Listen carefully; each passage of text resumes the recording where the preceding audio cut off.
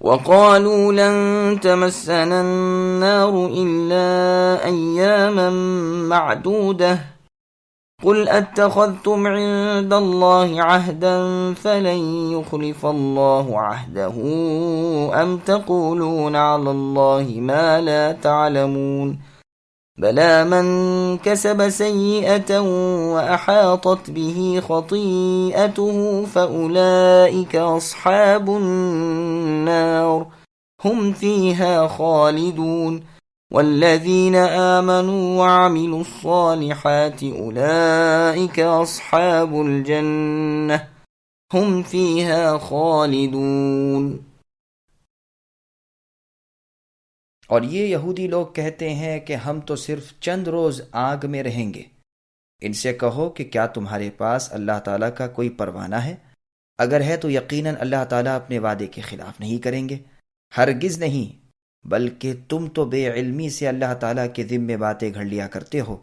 یقیناً جس نے بھی برے کام کیے اور اس کی نافرمانیوں نے اسے گھیر لیا، وہ ہمیشہ کے لیے جہنمی ہے، اور جو لوگ ایمان لائیں اور نیک کام کریں وہ جنتی ہیں جو جنت میں ہمیشہ رہیں گے۔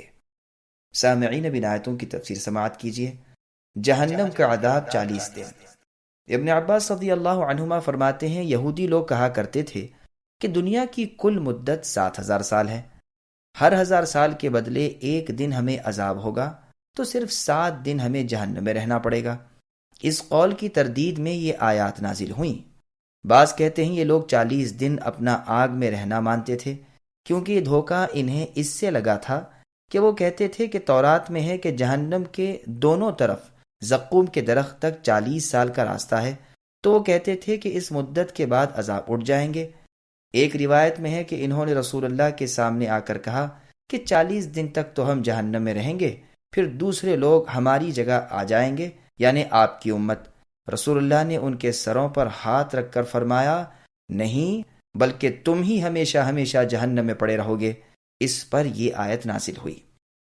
ابو ہریرہ رضی اللہ عنہ فرماتے ہیں فتح خیبر کے بعد رسول اللہ کی خدمت میں بطور ہدیے کے بکری کا پکا ہوا زہر آلودہ گوشت آیا۔ رسول اللہ نے فرمایا یہاں کی یہودیوں کو جمع کر لو۔ پھر ان سے پوچھا تمہارا باپ کون ہے؟ انہوں نے کہا فلاں ہے۔ رسول اللہ نے فرمایا جھوٹے ہو، بلکہ تمہارا باپ فلاں ہے۔ انہوں نے کہا بجا ارشاد ہوا، وہی ہمارا باپ ہے۔ رسول اللہ نے فرمایا دیکھو اب میں کچھ اور پوچھتا ہوں، سچ سچ بتانا۔ انہوں نے کہا اے ابو القاسم اگر جھوٹ بھی کہیں گے تو آپ کے سامنے نہ چل سکے گا، ہم تو آزما چکے۔ رسول اللہ نے فرمایا بتاؤ جہنمی کون لوگ ہیں؟ انہوں نے کہا کچھ دن تو ہم ہیں، پھر آپ کی امت۔ رسول نے فرمایا دور ہو جاؤ، ہرگز نہیں۔ پھر فرمایا اچھا بتاؤ اس گوشت میں تم نے زہر ملایا ہے؟ انہوں نے کہا ہاں۔ اللہ کے رسول نے فرمایا کیوں؟ کہا اگر آپ سچے ہیں تو یہ زہر آپ کو ہرگز نقصان نہ دے گا، اور اگر جھوٹے ہیں تو ہم آپ سے نجات حاصل کر لیں گے۔ یہ روایت بخاری، مسند احمد، نسائی وغیرہ میں ہے۔ جنتی اور جہنمی کون؟ مطلب یہ ہے کہ جس کے اعمال سراسر برے ہیں، جو نیکیوں سے خالی ہاتھ ہے، وہ جہنمی ہے، اور جو شخص اللہ اور رسول پر ایمان لائے اور سنت کے مطابق عمل کرے وہ جنتی ہے۔ جیسے اور جگہ ہے لیس بامانیکم ولا امانی اہل الکتاب الآیات، یعنی نہ تو تمہارے منصوبے اے مسلمانوں چل سکیں اور نہ اہل کتاب کے۔ ہر برائی کرنے والا اپنی برائی کا بدلہ دیا جائے گا، اور ہر بھلائی والا اپنی نیک کاری کا۔ برے کا کوئی مددگار نہ ہوگا اور بھلے کا کوئی عمل برباد نہ ہوگا، نہ مرد کا نہ عورت کا۔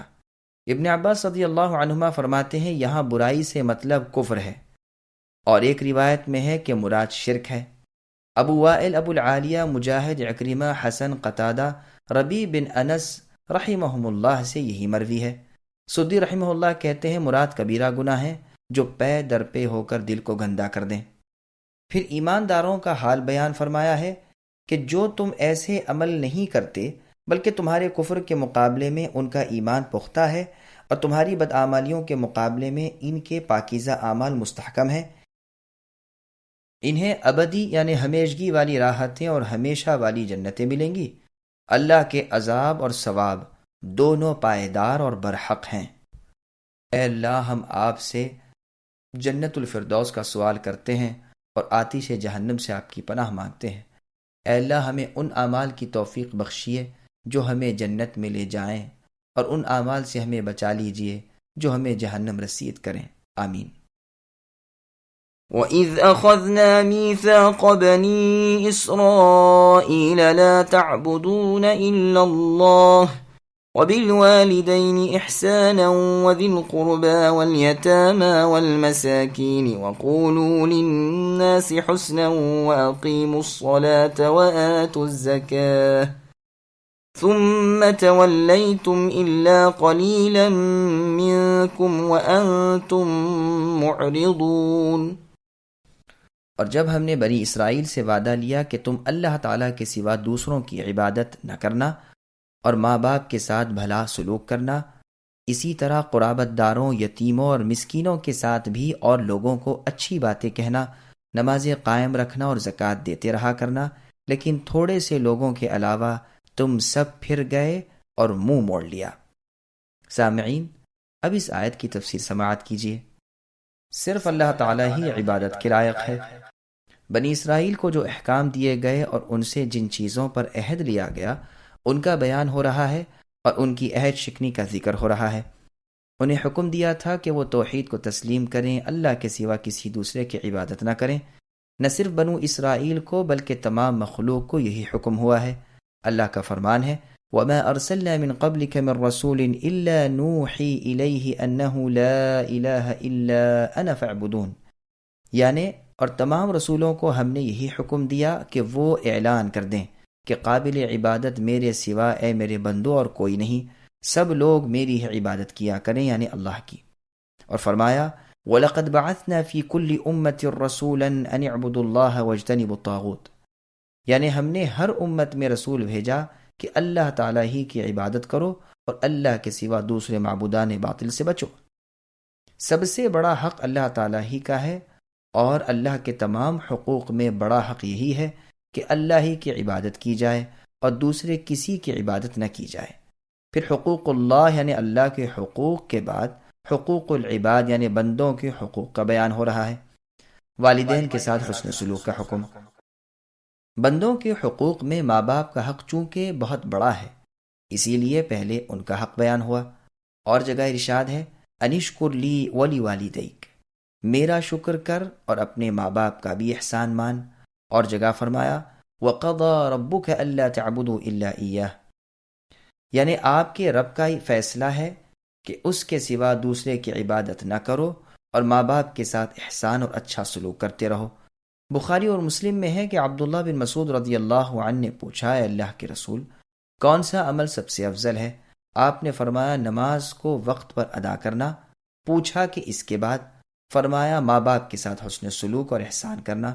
پوچھا پھر کون سا؟ فرمایا، اللہ کی راہ میں جہاد کرنا۔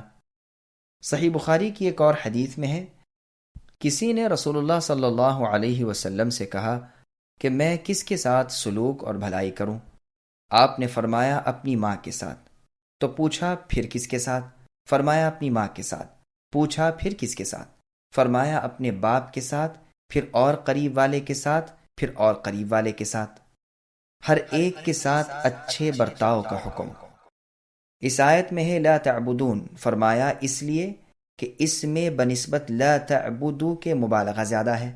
یہ خبر ہے معنی میں طلب کے۔ بعض لوگوں نے اللہ تعبدو بھی پڑھا ہے۔ ابی ابن کعب اور ابن مسعود رضی اللہ عنہما سے بھی یہ مروی ہے کہ وہ لا تعبدو پڑھتے تھے۔ یتیم ان چھوٹے بچوں کو کہتے ہیں جن کا سرپرست باپ نہ ہو۔ مسکین ان لوگوں کو کہا جاتا ہے جو اپنی اور اپنے بال بچوں کی پرورش اور دیگر ضروریات پوری طرح مہیا نہ کر سکتے ہوں۔ اس کی مزید تشریح انشاءاللہ سورہ نساء کی اس معنی کی آیت میں آئے گی۔ پھر فرمایا، لوگوں کو اچھی باتیں کہا کرو، یعنی ان کے ساتھ نرم کلامی اور کشادہ پیشانی کے ساتھ پیش آیا کرو، بھلی باتوں کا حکم دو، برائی سے روکو۔ حسن رحمہ اللہ فرماتے ہیں، بھلائی کا حکم دو، برائی سے روکو، بردباری، درگزر اور خطاؤں کی معافی کو اپنا شیوا بنا لو، یہی اچھا خلق ہے جسے اختیار کرنا چاہیے۔ مسند احمد کی روایت میں ہے، نیز مسلم میں بھی ہے، آپ نے فرمایا، اچھی چیز کو حقیر نہ سمجھو، اگر اور کچھ نہ ہو سکے تو اپنے بھائیوں سے ہنستے ہوئے چہرے سے ملاقات ہی کر لیا کرو۔ پس قرآن کریم میں اللہ تعالیٰ نے پہلے اپنی عبادت کا حکم دیا، پھر لوگوں کے ساتھ بھلائی کرنے کا، پھر اچھی باتیں کہنے کا، پھر بعض اہم چیزوں کا ذکر بھی کر دیا کہ نماز پڑھو، زکوٰۃ دو، پھر خبر دی کہ ان لوگوں نے عہد شکنی کی اور عموماً نافرمان بن گئے، مگر تھوڑے سے اپنے وعدے پر قائم رہے۔ اس امت کو بھی یہی حکم دیا گیا، فرمایا وَاعْبُدُوا اللَّهَ وَلَا تُشْرِكُوا بِهِ شَيْئًا وَبِالْوَالِدَيْنِ إِحْسَانًا، یعنی اللہ تعالیٰ کی عبادت کرو، اللہ کے ساتھ کسی کو شریک نہ کرو، ماں باپ کے ساتھ، رشتہ داروں کے ساتھ، یتیموں اور مسکینوں کے ساتھ، قرابت دار پڑوسیوں کے ساتھ، اجنبی پڑوسیوں کے ساتھ، ساتھ والوں کے ساتھ، مسافروں کے ساتھ، لونڈی غلاموں کے ساتھ حسن سلوک، احسان اور بھلائی کیا کرو۔ یاد رکھو تکبر اور فخر کرنے والوں کو اللہ پسند نہیں کرتے۔ الحمدللہ کہ یہ امت بنسبت دوسری امتوں کے ان فرمانوں کے ماننے میں اور ان پر عمل پیرا ہونے میں زیادہ مضبوط ثابت ہوئی۔ اسد ابن وداعہ سے مروی ہے کہ وہ یہودیوں نصرانیوں کو سلام کیا کرتے تھے اور دلیل یہ دیتے تھے کہ فرمان باری تعالیٰ ہے وَقُولُوا لِلنَّاسِ حُسْنًا، لیکن یہ اثر غریب ہے اور حدیث کے خلاف ہے۔ صحیح مسلم کی حدیث میں صاف موجود ہے کہ یہود و نصارہ کو ابتداءً سلام نہ کیا کرو، یعنی انہیں سلام کرنے میں پہل نہ کرو، اور دوسری روایت میں ہے اگر وہ سلام کر دینے میں پہل کریں تو ان کے جواب میں صرف وعلیکم کہو، واللہ اعلم۔